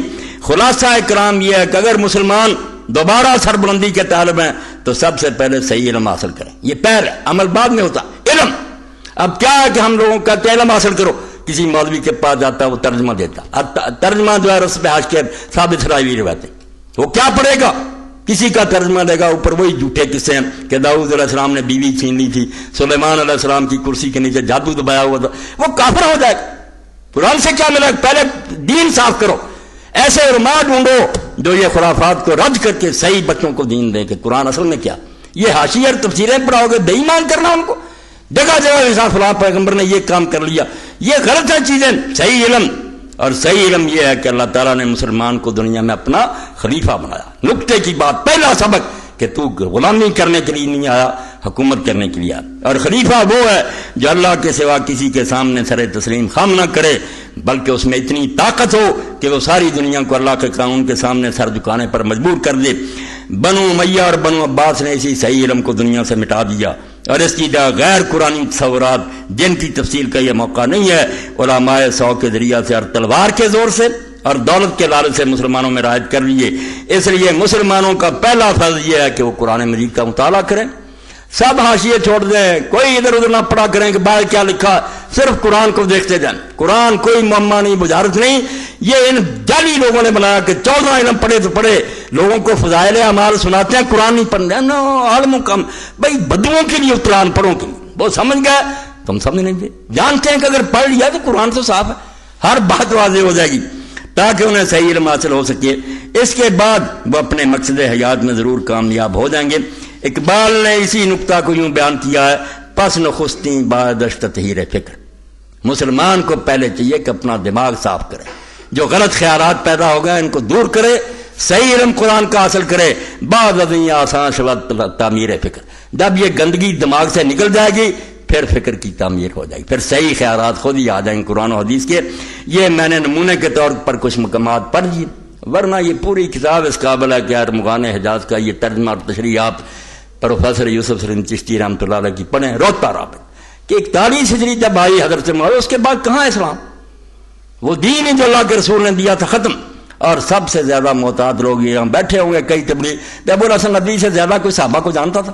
اس نے صاف لکھا دعوت عظیمت میں کہ خلفائے راشدین کے بعد جو لوگ آئے انہوں نے تھوڑے دنوں میں رسول اللہ کا قرضہ بے باک کر دیا. جو حضور دے کر گئے تھے سب کو مریا میٹ کر دیا, کلمہ پڑھتے رہے, نمازیں پڑھتے رہے, یہ سب کچھ ہوتا رہا. یہ اب بھی ہو رہا, اب بھی حکمران یہ کرتے رہیں گے, مگر وہ دین جو ہے اس کی جو مٹی پلیز ہے وہ دیکھ ہی رہے ہیں آپ کہ زنا کی اجازت ہو رہی ہے. اب وہ منگوا رہی ہے عورت جو باقاعدہ پڑھا رہی ہے کہ مرد سے کرے, اور اس نے باقاعدہ انہوں نے ٹیلی فون کیا, اس نے ہاں میرے یہ نظریے ہیں اور میں یہ تعلیم دے رہی ہوں کہ ہم جنسی ہونی چاہیے. اب اس سے بڑی قیامت اسلام پر کیا آئی, مگر یہ لوگ کہتے ہیں ہم عمرہ نہیں کرتے, کعبے کی چھت پر نہیں چڑھے. یہ مکاری اس دور سے شروع ہوا ہے کہ ظاہری کچھ ایسے مراسم اور چیزیں کرتے رہو جس سے امت بیوقوف بنی رہے. آ بتاؤں تجھ کو رمز آیا ان الملوک, سلطنت اقوام عالم کی ہے کہ جادوگری. یہ حکومت کرنا مذاق نہیں, جادوگر ہوتا حکمران, خواب سے بیدار ہوتا ہے ذرا محکوم, اگر پھر سلا دیتی ہے اس کو حکمران کی شاعری. کوئی نیا کام شروع ہو جاتا ہے اور یہ کھیل تماشے بھی شروع ہو جاتے. کبھی کوئی منایا جا رہا دم سے کہ لوگ بچے بچیاں ان کاموں میں لگے رہے, ان کو یہ سوجے ہی نہ کہ ملک کی کیا حالت ہو رہی ہے, کیا بربادی ہو رہی ہے, کھیل تماشے میں لگ. اور یہ موسیقی اور کھیل تماشے اور دن منانے, آپ کو پتہ ہونا چاہیے سورہ لقمان پڑھیں, یہ سازش اس وقت بھی کفار نے کی. نضر ابن حارث نے کہا نوجوان متاثر ہو رہے ہیں, اب رسول اللہ کی زبان قرآن اللہ کا کلام جو آتا تھا بس قائل ہو جاتا. افتاتون السحر وانتم تبصرون, اکٹھے وہ کہنے لگے یار تم دیکھتے بالتے جادو میں پھنستے جاتے ہو, کہ جو جاتا پھنس جاتا. پھنسنا تو تھا, جادو کیا تھا, برحق کلام تھا اللہ کے رسول کی پاک زبان قرآن دی, تو حل کیا ڈھونڈا پھر. نظر نے کہا اس طرح نہیں کام بنے گا, جو تم کہتے ہو یہ جادوگر ہے, یہ کاہن ہے, یہ کوئی نہیں مانے گا. سارے لوگ بیوقوف نہیں ہیں, اپنے بچے بھی کہیں گے عقل مند ہے, دانا ہے, کسی سے لیتا دیتا نہیں. کون سا یہ ساحر کاہن ہے. انہوں نے کہا تو پھر کیا کرے گا. اس نے کہا میں کر لوں. 2 لونڈیوں کو اس نے ساز بجانے سکھائے, شراب بھی, اور خود ایران گیا اور وہاں سے اس نے اسفندیار کے رستم کے قصے لیے, عربی نظم میں ان کو نظم کیا. ان عورتوں کو دے دیا کہ جہاں رسول اللہ بات کریں تم ادھر میلہ لگا دیا کرو، سرنگیاں بجاؤ، شراب پلاؤ، نوجوانوں کو متوجہ کرو۔ قرآن نے اس بارے میں کہا وَمِنَ النَّاسِ مَن يَشْتَرِي اللَّهَوَ وَالْحَدِيثَ، یہ اللہ کے راستے سے بدلنے کے لیے کھیل تماشا شروع کری۔ تو کھیل تماشے آپ یوں ہی نہ سمجھیں کہ ریسیں ہو رہی ہیں، یہ بڑی سازش کہ نوجوانوں کو ان کاموں میں لگا دو، انہیں ہوش ہی نہ رہے کہ کیا ہو رہا ملک کے ساتھ۔ اب ساری دنیا کو پتا ہے کہ مہنگائی کا کیا حال ہو گیا ہے، ڈاکے کتنے پڑ رہے ہیں، سڑکوں پر روک کر DIG قتل ہو رہا ہے، مگر یہی ایران کہ بالکل امن ہے، حالت ٹھیک ہے، ہمیں بیوقوف بنانے کی ہے، ریس کراؤ، یہ کرو یہ کرو، پتنگ اڑاؤ۔ دیکھیں پتنگ اڑانے کے بعد ملک کا کچھ رکا ہوا کام، پھر بھی یہ کہ لوگ ہیں بیوقوفیوں میں لگے رہے۔ تو یہ پرانی چالیں ہیں خدا کے لیے، یہ سارے کرشمے ہیں۔ خواب سے بیدار ہوتا ہے ذرا محکوم مگر پھر صلاح دیتی ہے اس کو حکمران کی سائے۔ یہ ہے وہ 1400 سال کی داستان جو حسین اور یزید میں چھپی ہے۔ یہ دو بندوں کا نام نہیں ہے، دو نظاموں کا نام ہے کہ خدا حکومت کرے گا یا بندے آج سے راج شروع کریں، کرتے بندے ہی رہے ہیں۔ مگر امام حسین کی اس مہر کا صدقہ کہ مالک اور ابو حنیفہ نے بھی کہا کہ ٹھیک ہی ہے کہ کلمہ گو نہیں دیکھا جائے گا، اگر وہ حکمران فاسق فاجر ہوگا تو ہم اس کا گریبان پکڑ لیں گے اور تخت سے اتار کر اس کو پھینکیں گے۔ یہ نظیر، یہ سنت قائم رہ گئی۔ موقع ہے کہ اگر موقع آ گیا ہمارے سامنے مسئلہ تو ہے نا، اگر یہ مسئلہ نہ ہوتا تو 1400 سال میں ایک چھوٹے عالم نے نہیں، بڑے بڑے صاف لکھ دیا کہ مسلمان حاکم اگر کفر کا اعلان نہ کرے، وہ کہنا میں کافر ہو گیا، لوگوں کی بیٹیاں اٹھا لے، زنا کرے، شراب پیے، مار لوٹ لے، اس کے خلاف کوئی قدم نہیں اٹھایا جا سکتا۔ پھر وعد نصیحت کر سکتے ہیں، اس کی مرضی نہ، یہ موت مور لگی اور اس کا نتیجہ یہ ہوا کہ اسلام کا منہ کالا ہو گیا۔ حسین نے بتایا، علامہ جو صدر ایوب تھے انہوں نے اپنے زمانے میں کروکنگ کیا، یہ قدر معلوم ہوگی حسین کی۔ واقعہ سن لو، 126 اسکالر بلوائے، مسلمان بھی آئے، غیر مسلم بھی آئے، پڑھے لکھے، مصر شام کے، سعودیہ کے بھی تھے، پاکستان ہندوستان کے بھی۔ اب ایک مستشرقہ عورت تھی بہت پڑھی لکھی، یقین جانے ہمیں قرآن و حدیث کا اتنا علم نہیں جنا ان کافروں کو، بالکل ایک چیز اور کھنگال چھوڑی، جو ابھی تک مخطوطے ہیں چھپی نہیں کی، وہ بھی انہوں نے پڑھی، لے گئے مسلمان ملکوں سے لوٹ کر۔ اسی لیے ہمارے جو پڑھنے جاتے ہیں ان کا وہ برین جو واش کر دیتے ہیں، وہ تبھی کہتے ہیں کہ ملا کیا کہتے ہیں۔ وہ بڑے بڑے عالم سے ہمیں سمجھا یہ بیچارے معذور ہیں، ان کو کچھ نہیں کہا جاتا، جن سے پڑھے ہیں نا انہوں نے سمجھا دیا ان کو کہ مسلمان مولویوں کے پاس کچھ نہیں۔ اب وہ مستشرقہ جو تھی اس نے اسلام کے نظام سیاست پر لیکچر دیا اور یہ کہا کہ اسلام کا جو نظام حکومت ہے نا یہ بہت اعلیٰ، ایسا نظام کہیں نہیں ملتا کہ خلیفہ ایسا ہو، رعایا کے ساتھ یہ ہو یہ ہو، سب کو بیان کی۔ مگر آخر میں اس نے کہا کہ ایک خامی رہ گئی ہے، یہ خامی ہے جو حضرت معاویہ سے شروع جس کی میں بات کر رہا ہوں، اس کا اس نے حوالہ دیا، خراب بھی ہو گئی ہے کہ اگر حکمران ٹیڑھا چلے تو اس کے سامنے کوئی چیک نہیں ہے روکنے کا۔ اس نے حدیثیں پڑھی کہ حضور نے کہا اگر تیرا مار لے جائے اور تیری کمر پر وہ کوڑے مارے کچھ نہیں کرے، اور علماء کے فتوے پڑھے چاروں اماموں کے، دوسروں کے، اس نے کہا سارے امام تھے، سر جھک گیا، سعودیہ جھک گیا، شام جھک گیا، مصر جھک گیا، سب جھک گیا، جواب ہی نہیں تھا کسی کے پاس۔ اس نے کہا اس کا حل مجھے بتاؤ کہ اس کی مہربانی ہے وہ ٹھیک چلتا رہے، اگر وہ غلط چلے کلمے کا انکار نہ کرو، بتاؤ دین میں اس کا کیا علاج ہے۔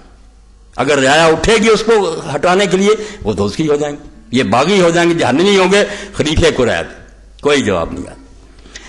تو اس وقت سید مودودی رحمۃ اللہ علیہ کو موقع ملا تو انہوں نے فرمایا کہ میری بہن نے جو کچھ کہا نا ٹھیک، جمہور یہی کہتے ہیں اور صدیوں سے یہ کہہ رہے ہیں، مگر یہ دین کا مسئلہ نہیں، دین نہیں تھا، یہ نظریہ ضرور تھا کہ جب مار پڑی، مارے گئے، بہت سارے لوگوں کے سر کٹ گئے، بیچارے بے بس ہو کر یہ کہنے لگے دین نہیں۔ مولانا نے پھر پڑھی کوئی حدیثیں بھی اور خاص طور پر حضرت امام حسین رضی کا حوالہ دیا اور ساتھ ہی امام مالک اور ابو حنیفہ کا حوالہ دیا کہ وہ اتنے بڑے امام اہل سنت کے، انہوں نے باقاعدہ ساتھ دیا حضرت زید کا، تو بات بن گئی، بالکل سارے جو تھے ٹھنڈے ہو گئے، وہ بھی مطمئن ہو، مگر مولوی بات نہیں آئی، یہ ایجنٹ تھے نا مروکیز کے۔ بعد میں انہوں نے خط و کتابیں شروع کر، وہ ساری چھپی ہے تفہیمات کی ایک جلد میں انہوں نے لکھا کہ امام حسین کا تو کام غلط تھا، ٹھیک ہے انہوں نے اجتہاد کیا، اللہ انہیں اجر دے، مگر ان کا اقدام غلط تھا، انہیں کوئی حق نہیں تھا، یزید شراب پیتا، زنا کرتا، جو فاسق فاجر ہی تھا اس کے خلاف نہیں اٹھنا چاہیے۔ اور امام ابو حنیفہ کے بارے میں کہا کہ یہ شروع میں ان کے تھے خیالات، بعد میں وہی بعد آ گئے تھے، اب حنفی مسلک یہی ہے کہ خلیفہ ظالم ہو، فاسق فاجر ہو، ذرا نتیجہ دیکھ لے خدا کے لیے کہاں دین پہنچا کہ کچھ نہیں کر سکتے، میری بیٹی اٹھا کر لے جائے، دنیا قتل کر دے، مال لوٹ لے، کچھ نہیں کیا جا سکتا۔ یہ انہوں نے کہا، مولانا نے کہا یار میں نے لے دے کر یہ باتیں ڈھونڈی تھی، اور اس وقت اسلام کو بچایا تھا. اب تم کہتے ہو حسین جھوٹا تھا, ابو حنیفہ واپس آ گئے, تو سوال کا جواب تو دو نا. اس نے جو مستحکار کافرہ نے کہا ہے اس کا کوئی پھر جواب بھی ہے, یا باقی وہ ٹھیک کہتی ہے کہ یہ غلطی رہ گئی دین میں؟ اس پر انہوں نے ختم کر دیا کہ میرے جواب اگر غلط ہیں تو پھر کوئی جواب نکال کر دو. مگر شکر ہے کہ سید ابو الحسن علی ندوی رحمۃ اللہ علیہ نے کہا نہیں وہی ٹھیک تھا جو حسین نے کیا اور جو نفس زکیہ نے کیا.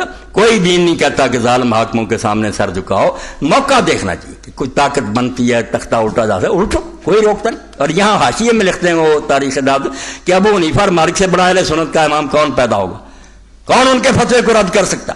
تو یہ ساری برکت آپ دیکھ رہے, آپ کربلا کو رو رہے ہیں کہ صرف یہ ہوا, سمجھنے کی کوشش نہیں کرتے کہ موڑ کیسا آیا جہاں حسین رضی اللہ عنہ کے احتجاجی رائے نے بچا لیا. کہ میں سر کٹا دوں گا مگر یہ لکھ دوں گا کہ یہ کچھ ہو رہا ہے, یہ مسلمانوں کا کام ہے, کرتے رہیں, دین نہیں ہے, یہ اللہ رسول کا طریقہ نہیں ہے, بچ گیا. اور اسی لیے میں کہتا ہوں, چیلنج کرتا ہوں کہ کوئی عالم اسلام خواہ وہ اہل حدیث ہو یا دیوبندی دکھائے مجھے فقہ کی کوئی کتاب جہاں حوالہ دیا جاتا ہو کہ یزید نے یہ فیصلہ کیا تھا یا امیر معاویہ نے, اس لیے یہ دین میں حکم کوئی مثال نہیں دیتا. لوگوں نے سمجھ لیا کہ بے شک یہ کتنے اچھے تھے, یعنی یہ مسلمان حکمران اسلامی طریقے کے نہیں. جہاں حوالہ ہوگا حضرت ابوبکر کی سنت ہوگی, عمر کی ہوگی, عثمان علی کی, لوگ پاگل ہیں. ساری امت کا اجماع کہ وہ ہے خلافت راشدہ, صحیح نظام حکومت. یہ حکومت ہے, مسلمانوں کی ہے, ملک بھی فتح کی ہے, مگر اگر اسی کو معیار بنایا جائے کہ علاقے بڑے فتح کیے, مسئلے بڑی, تو آپ ذرا دیکھیں کہ ہلاکو خان اور چنگیز خان اور سکندر انہوں نے تھوڑی دنیا فتح کی ہے. اسلام کی نظر میں خدا کے لیے کہتے ہیں علی کے زمانے میں کچھ چپا پر اور نہیں ہوئی, رہنے دو, لعنت بھیجو چپا پر زمین پر, جو ہے تمہارے قدم میں وہاں اسلام چل رہا. ہمیں یہ چاہیے کہ نظام اسلامی ہے. اور یقین جانے ان لوگوں کی جنگیں اور فتوحات, آپ تو فخر سے بیان کرتے ہیں کیونکہ نیشنلزم آ گیا, قومیت, کہ مسلمان قوم کے لوگ تھے. اسلام نہیں ذہن میں کہ اسلام کی نظر میں ان کی چڑھائیاں جرم ہے. ہندوستان پر بھی حملے, کیوں حملے ہوئے جب تم نے یہاں اسلام نہیں چلانا؟ کیوں لوگوں کا مال لوٹتے پھرتے, خزانے لوٹتے اور غدری لے جاتے ہو؟ یہ اسلام ہے؟ اسلام کہتا کہ جو علاقہ ہاتھ میں آئے, تھوڑا آئے یا زیادہ, وہاں نظام اسلامی قائم کرو, خلافت اسلامیہ ہو. ورنہ یہ جو لوٹ ماری ہوئی, زمین میں فساد ہوا, خلق خدا کو تنگ کرنا ہوا. اسی لیے خلفاء کی جنگیں جو ہیں وہ رسول اللہ کی جنگوں کا تتمہ ہے. جیسے حضور کے جہاد ہیں وہ جنگیں, بعد کی جنگیں دنیا داری کی جنگیں, ملک فتح کیے, علاقے چینے, محل بنایا, عیش کیا, دینی نافذ کیا, خوبصورت لوڑیاں لے گئے, ان سے عیاشیاں کرتے رہے. ایک ایک وقت میں کئی ہزار عورت محل میں جمع. اور وقت آیا کہ مغل عید میں محمد شاہ رنگیلا محل پر چڑھتا تو ادھر بھی نوجوان لڑکی کھڑی, ادھر بھی پستان ننگے ہیں, اس کو بھی پکڑتا جاتا ہے, اس کو ہر سیڑھی پر دونوں کے پستان پکڑتا جاتا ہے, بوسے لیتا جاتا ہے. آخر خلافت اسلامیہ کا حشر یہ ہوا. مسلمانوں کی حکومت اتنی نامراد برباد ہوگی. توبہ کرو, مسلمان بادشاہوں کی حمایت نہ کرو, خلافاء کی کرو جو حضور نے بتایا. اور خلافت 30 سال ہے, بعد میں بادشاہ ہے, اپنا موج میلہ کرتے رہے, خلافت نہیں. اور دیکھیں امت کیسی ذہین ہے, اللہ نے عقل دی ہے. تھوڑی جا بعد عمر بن عبدالعزیز ہے, وہ نہیں مروان کا پوتا, بنو امیہ سے, کیوں ساری دنیا اس کو کہتی ہے کہ وہ خلیفہ راشد ہے. اس کے 2.5 سال جو ہیں پھر وہ خلافت ہے جو اللہ کے رسول کا طریقہ ہے. اور لوگوں نے بھی دیکھ لیا کہ اس کو عمر ثانی کہنے لگے کہ یار پہلا عمر دوبارہ زندہ ہوگا, انصاف, سب کے ساتھ برابری, ساری خلق خیریت سے رہ رہی. تو ہم کسی کو پوچھتے نہیں کہ فلاں شخصی فلاں, بندے کے کرتوت دیکھتے. عمر بن عبدالعزیز کو امت خلیفہ گنتی ہے, حضرت معاویہ کو نہیں گنتی. یا میرے پاس کوئی کتاب جائے نے خلیفہ راشد لکھا, عمر بن عبدالعزیز کو مانتے, عادل تھا, متقی تھا, زاہد تھا, دین کے مطابق کام کیا. اب بھی یہی تمنا ہے, یہی آرزو ہے مسلمانوں کے سکتے, مرنا چاہیے تبلیغی جماعت اسرار صاحب کی. اگر خلافت اسلامیہ کے لیے کوشش کریں گے, نماز روزے کے ذریعے ادھر لے جاؤ. میں نہیں یہ کہتا کہ نماز روزے, بھائی نماز روزے سے آغاز کر کے ادھر لے جاؤ نا. آخری ٹارگیٹ کا حکومت لانی ہے اسلامی. اگر یہ سامنے نہیں تو یہ سارا دھندا بیکار ہے, ہندوؤں جیسی پوجا پاٹ ہے, دین نہیں ہے. دین ہے نام غلبہ اور اقتدار کا, اسی میں بلائی ہے انسانیت کی کہ ہوں ایک جنیدی اور اردشیری. جنید کو بھی لوگ جانتے ہیں, وہ سب کا بڑی ولی تھا, اور اردشیر کو جانتے ہیں کہ سب سے بڑا زبردست بادشاہ تھا. کہتے ہیں اقبال انسان اس وقت سکھ پائیں گے جب ایک ہی آدمی جنید بھی ہوگا اور وہی اردشیر ہوگا. حکومت بھی اس کی اتنی کہ امریکہ کانپے گا, اور دوسری طرف وہ ولی ہوگا جنید. یہ بندہ تخت پر آئے گا نا, پھر وہ خلافت اسلامیہ ہوگی اور حضور کا دور جو دوبارہ روشن اور چمکے گا، ورنہ ظالم عیش کرتے رہیں گے، ہمیں کچل کر رکھیں گے، یہ نماز روزے کی تبلیغ کرتے رہیں گے۔ وآخر دعوانا الحمدللہ رب العالمین وصلی اللہ تعالی علی خیر خلق محمد وآلہ وصحبہ اجمعین۔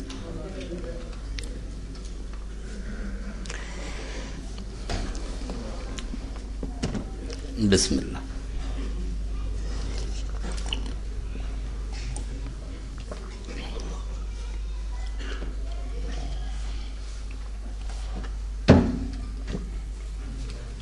الحمدللہ۔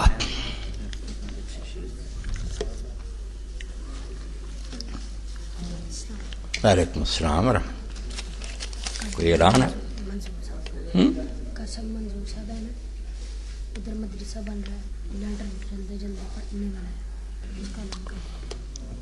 الحمدللہ وسلام علی عبادہ الذین اصطفی۔ یہ بچے نے یاد دلا دیا، یہ قاری منظور صاحب آئے تھے، 2 جمعے گزرے تو ان سے وعدہ کیا تھا جڑاں والا روڈ پر ان کا نا مدرسہ اور وہاں مسجد بن رہی ہے، تو اس کے لیے انہوں نے کہا تھا کہ میرے لیے اپیل کرنا۔ تو آج کا دن جو ہے نا پھر انہیں کے لیے اللہ تعالیٰ مہربانی فرمائے، کرم کرے تو مدد کر دو۔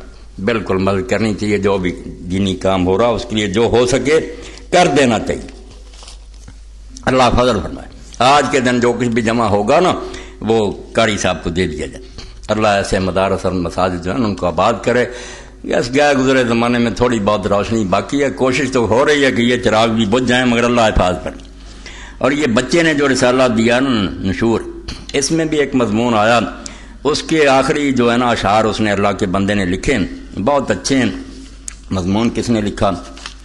یہ ملک محبوب عالم بھٹا صاحب کا مضمون۔ تو لکھتے ہیں، اور آج بھی جب تاریخ کا ایک طالب علم تاریخ کے نتائج پر غور کرتا تو یہ کہے بغیر نہیں رہ سکتا۔ یہ بادشاہ پرست اور انسان پرست نہیں سمجھیں گے کربلا کو، ان کے لیے یہ فلاں پر اعتراض آتا، فلاں پر یہی روتے رہیں گے، بات نہیں سمجھنے کی کوشش کریں گے۔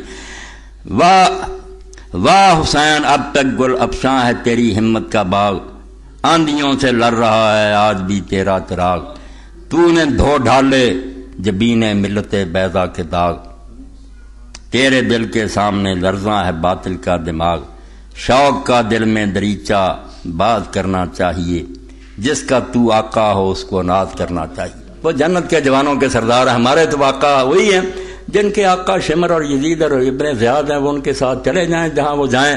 ہماری جو دعا ہے کہ اللہ ہمیں حسن حسین علی اور فاطمہ کے ساتھ جمع کرے۔ یہ اگر چاہتے ہیں یزید اور شمر کے ساتھ جانے، کون روک سکتا؟ جائیں، اپنا شوق پورا کریں۔ تو قاری منظور صاحب کے لیے بھی آپ مدد فرمائیں۔ اور ایک یہ ہے درخواست کہ چودھری ولی محمود انجینئر فیصل آبادی ایڈوائزر گورنر مدینہ منورہ مدینہ میں وفات پا گئے، انا للہ و انا الیہ راجعون و انا الی ربنا لمنقلبون۔ ان کے لیے دعا کر لی۔ چودھری محمد صاحب اپنے دوست ہیں، انشاءاللہ نماز کے بعد آپ نے صرف موضوع کتب شہید کا ذکر کیا، باقی 2-3 شخصیات اثر کا ذکر بھول گیا، بتا دیا میں نے کہ بس 3 تو یعنی نمایاں ہے نا۔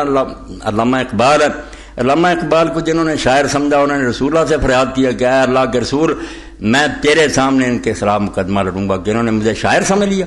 میں نے تو یہ سمجھ کر کے یہ شاعری سے بات سنتے جا رہے، ورنہ آپ جانے فلسفی حکیم دانا فقی محدث مفسر جو اس نے قرآن بیان کیا، ان ملاؤں کو کیا ہوا اس کی، مگر جنہوں نے ہاتھ ہی نہیں لگانا ان کو کیا پتا۔ تو ان کی سب کتابوں کا فارسی اردو جائیں، ان کی شرح یہ پروفیسر یوسف سلیم چشتی بہت قابل تھے۔ یہ مولانا تھانوی صاحب کے بھی عقیدت مند تھے، حاجی امداد اللہ رحمۃ اللہ علیہ کے مریدوں سے تھے۔ یہ شرح اگر مل جائیں تو پڑھنی چاہیے۔ ایمان کی روشنی میں صلی اللہ کے بندے نے سمجھایا کہ اقبال نے تو سورہ اسرافیل پھونکا، جیسے مردے اٹھیں گے اس طرح وہ جگا دیا امت۔ اور جہاں جہاں لوگ آ رہے ہیں روائے اقبال عربی میں اگر ملے اور اردو ترجمہ بھی خود اس کا کرا دیا، پھر سید ابو الحسن ندوی نے عربوں کے لیے لکھا، عربوں کو انہوں نے اقبال کے اشعار کے ذریعے بتایا کہ جاگنا ہے کہ اقبال پڑھو۔ یہ کیا ہے قومیت اور عرب نیشنلزم؟ اور اقبال سے سیکھو کہ مسلمان کا وطن ساری دنیا اور اس کا صرف ایک ہی آقا ہے محمد رسول اللہ صلی اللہ علیہ وسلم۔ اقبال پڑھیں، سید قطب شہید پڑھیں جو پھانسی پر لٹ گیا، حکومت کے سامنے جھکا، اتنا بڑا عالم۔ العدالت الاجتماعیہ پھر اسلام میں عدل اجتماعی اردو ترجمہ، یہ ضرور خدا کے بندو اس محرم میں میری سن لو کہ عدل اجتماعی پڑھو۔ کہ اسلام کون سا عدل دیتا ہے کہ ساری دنیا خوشحال، ہر غریب سخی؟ کوئی اتنی بڑی کتاب، اور اس میں تبدیلی کا باب بھی ہے کہ کہاں سے یہ کانٹا بدل گیا۔ کیوں وہ بابرکت نظام دنیا سے اٹھ گیا، یہ ملوکیت مسلط ہوئی، اور سید مودودی سے کوئی نفرت نہ کرے، نہ سنی سنائی باتوں پر رہے، خود پڑھو، پھر کوئی غلط بات آئی لے آؤ، آخر بشرا علماء کے باتوں میں اختلاف ہوتے ہیں، مگر دین کا خادم تھا، کوئی اس نے دین کو برباد نہیں کیا، جھوٹ بولتے ہیں، اور یہ ان کی کامیابی جیسے کفار نے کہہ دیا تھا اس قرآن کو سنو ہی نہ شور مچا دو، یہ تو ان کا حربہ، آپ کو دماغ رب نے دیا، آپ پڑھیں، چمٹ جائے گی، اگر کوئی بات غلط ہوگی دیکھ لیں، خدا کے لیے ان کی کتابیں پڑھیں، یہ تینوں آدمی اس دور میں، اور چوتھے سید ابوالحسن علی ندوی رحمۃ اللہ، سید ابوالحسن علی ندوی کی بھی جو ہے نا تاریخ دعوت و عظیمت اور دوسری کتابیں، سیرت سید احمد شہید، وہ چونکہ اولاد تھے سید احمد شہید کی، ان کے بڑوں نے جہاد کیا تھا، دین کے لیے جانیں دی تھی، اس لیے ان کے خون میں بات باقی، اور یہ میں کہتا ہوں ان کے خاندان پر فضل ہے کہ اب بھی ان کے خاندان کی عورتیں اور بچے سب عالم ہیں، حافظ قرآن ہیں، بڑا بڑا دینی کام کر رہے ہیں، الباس الاسلامی اور دوسرے سارے ان کے بانجے بتیجے، یعنی سید احمد رحمۃ اللہ علیہ کا فیض اب بھی جاری، اس لیے ان کی بھی بے قدری نہیں کرنی کہ وہ تبلیغی جماعت میں تھے تو پھر کوئی بات نہیں، جہاں بھی دین کی خدمت کرتا، مگر ان کا ذہن کلیئر تھا، وہ ہمیشہ دعائی دیتے تھے کہ ایسا دین جس میں حکومت کا ذکر نہیں وہ کوئی بات نہیں، اس کا کوئی فائدہ نہیں۔ اکبر الہ آبادی کی زبان میں سن لینا چاہیے، نہ ہو مذہب میں گر زور حکومت، نچوڑ ہے میرے خطبے کا کہ اگر حکومت کے ساتھ، حکومت جو ہے نا دین کے ساتھ وہ نہیں، مسئلے رہ گئے مولویوں کے پاس، نہ ہو مذہب میں گر زور حقیقت، تو وہ کیا ہے؟ فقط ایک فلسفہ ہے، خیالی باتیں ہیں، ان کا نتیجہ کچھ نہیں ہوگا۔ جب اسلام ہوگا اور ساتھ ہی خلیفہ ہوگا، قرآن کے ساتھ تلوار، تو پھر صرف وعد نہیں ہوں گے، امیر المومنین عمر رضی اللہ عنہ کا ڈنڈا بھی ہوگا، دنیا سیدھی ہو جائے۔ ایسا نہ ہو تو ہے کار کلیمی بے بنیاد، اقبال کہتا ہے اگر لاٹھی نہ ہوتی موسیٰ علیہ السلام کے پاس تو نبوت پھیر ہی تھی، مسئلے کرتے رہے، فرعون مانتا تھا، جب ایسا پھنکا اور سانپ بنا کہ بندہ بندے کا پتر کھا جائے گا اسی ہاتھ جوڑ کے، اس لیے ایسا چاہیے، ایسے کہ بغیر بات نہیں، تبلیغی بائی بے صرف لائے، نماز روزے سے شروع کر کے لوگوں کو متوجہ کرے کہ آخری ٹارگٹ وہ ہے کہ دین کا غلبہ ہو، اور دوسری تنظیم آپس میں اتفاق کریں، اتحاد کریں، مخالفت نہ کریں۔ اب وقت ہے، اب میرا لیکچر انشاءاللہ عصر کے بعد ہو رہا ہے اتحاد امت، ڈاکٹر حضرات نے بلایا، وہاں یہ بیان کر دوں گا کہ یہ گروہ جو ہے نا سارے ہمارے بھائی ہیں مسلم، خدا کے لیے وہ سن لیں، کوئی کافر نہیں، یہ جتنے گروہ ایک دوسرے کو بم مار رہے ہیں سب بے وقوف لوگ، کوئی ان میں نہ کافر ہے نہ کچھ نہیں، یہ خطبہ وہاں ہوگا انشاءاللہ۔ 4 بھائی تحریک اسلامی کا اجتماع پرسوں بروز اتوار مرخہ 4:30 وقت 9:30 بجے شروع ہوگا، جیسے 15 روزہ ہوتا ہے اجتماع، 15 روزہ اجتماع ہوگا 9:30 بجے شروع، آ جائے پی ایم میں ہاؤس جو ہے نا جناب کالونی میں، وہاں وہ ڈاکٹر حضرات کی تنظیم ہے نا، تو 4 بجے انشاءاللہ یہاں سے چلے جائیں گے، وہاں وہ نماز اثر پڑھ کے پھر شروع کر دیں گے، سوال جواب بھی ہوں، لوگ پوچھیں گے۔ اس وقت جو ہے نا بڑا مسئلہ وہ یہی ہے کہ لوگوں کو سمجھایا جائے کہ یہ جتنے بھی فرقے ہیں نا، میں ڈنکے کی چوٹ کہتا ہوں، جیسے امام ابوالحسن اشعری نے ساری عمر مناظرے کر کے آخری کہا کہ میری یہ وصیت لکھ لو کہ یہ شیعہ اور یہ خارجی اور یہ ناسبی اور یہ بریلوی، یہ دیوبندی سب مومن، ان میں سے کوئی کلمہ کو کافر نہیں، یہ میرا عقیدہ ایمان، میں کہتا ہوں میرے جنازے کے ساتھ بھی اعلان کر دیا کہ کفر نام کی ان میں کوئی بات نہیں، کفر ہے کہ کوئی آدمی کہا میں نہیں مانتا کون ہے محمد، کہا ہے کہ اور اس کو کفر کہتے ہیں انکار۔ اگر وہ قرآن سر پر رکھتا ہے، حضور کے نام پر انگوٹھے چومتا ہے، وہ تو مجھ سے زیادہ دیوانہ، اگر اس کی بات غلط ہے تو بے خبری ہے میرے خیال میں کہ وہ سمجھ نہیں سکا، اس کو جہالت ناواقفی کہنا چاہیے، کفر نام کی کوئی شے نہیں۔ کوئی ایسا مسلمان ملے گا کہ آپ کہیں آیت سن، اور آپ یہ فرق دیکھ بھی رہے ہیں، کسی عیسائی ہندو کے سامنے ہم قرآن رکھتے پہلے اس کو منوائیں گے رسول اللہ سچا، بعد میں قرآن کی بات، یہ کیوں گروہ ایک دوسرے کو قرآن سناتے؟ پتہ انہیں بھی ہے کہ یہ سب مومن ہیں، قرآن کو مانتے ہیں، رسول اللہ کو اسی لیے حوالے دیتے، تو خدا کے لیے یہ تکفیر چھوڑ دیں، مسائل بے شک کریں، بتائیں کہ میرے خیال میں یہ صحیح ہے یہ غلط ہے، کوئی بات نہیں، مگر تکفیر جو جرم ہے، کلمہ گو کو کافر کہنا ہے، اس سے کہنے والا کافر ہو جائے۔ اللہم صلی علی محمد النبی الامی وعلی آلہ وصحبہ وبارک وسلم۔ اللہم اغفر للمؤمنین والمؤمنات والمسلمین والمسلمات الاحیاء منهم والاموات، تابع اللہم بیننا وبینہم بالخیرات انک مجیب الدعوات انک علی کل شیء قدیر۔ اللہم انصر الاسلام والمسلمین واخذل الکفرۃ والمشرکین، ربنا افرغ علینا صبرا وثبت اقدامنا وانصرنا علی القوم الکافرین، وصلی اللہ تعالی علی خیر خلقہ سیدنا مولانا محمد وآلہ وصحبہ اجمعین۔